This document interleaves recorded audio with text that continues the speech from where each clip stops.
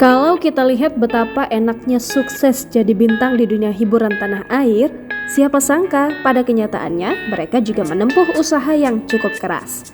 Deretan selebriti dalam tayangan ini melalui banyak tahapan yang cukup sulit hingga mendapat penolakan lantaran warna kulit mereka dianggap terlalu gelap. Kendati begitu, mereka pantang berputus asa loh. Berikut ini deretan selebriti yang pernah ditolak saat casting karena warna kulit gelap kini sukses jadi bintang. Reza Rahardian. Reza Rahardian sekarang menjadi salah satu aktor Indonesia dengan bayaran termahal. Tak tanggung-tanggung, ia disebut menerima 1 miliar rupiah untuk setiap film yang dibintangi. Namun sebelum menjadi sukses seperti saat ini, Reza Rahardian dulunya ternyata sering ditolak saat casting. Pada waktu itu, ia dianggap kurang pengalaman dan memiliki postur tubuh yang agak kecil dan warna kulit yang cukup gelap. Adipati Dolken. Sama seperti Reza Rahardian, Adipati Dolken juga mengalami kesulitan di awal karirnya karena dianggap kurang berpengalaman. Karenanya ia sering ditolak casting. Namun Adipati Dolken menolak untuk menyerah dan kini ia menjadi aktor yang kerap membintangi film box office. Nikita Willy. Nikita Willy adalah aktris yang telah membintangi puluhan judul sinetron.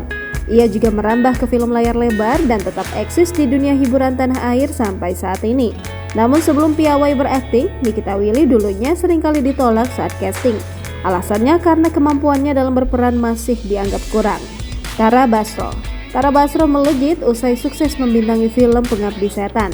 Ia bahkan menerima penghargaan sebagai pemeran utama wanita terbaik dari Festival Film Indonesia 2015. Karir mentereng yang dimilikinya saat ini didapatkannya dengan susah payah.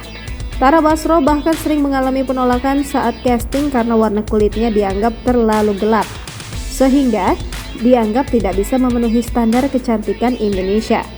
Baru-baru ini Putri Marino menjadi pembicaraan publik usai sukses membintangi web series Layangan Putus bersama Reza Rahardian. Berkat prestasinya itu, ia diganjar penghargaan dari Festival Film Bandung untuk kategori pemeran utama wanita terpuji serial web. Sebelum meraih kesuksesan seperti saat ini, Putri Marino dulunya sering mendapatkan penolakan saat casting. Ia ditolak karena logat daerahnya masih terbawa ketika berbicara. Jangan lupa subscribe, share, komen, dan like ya!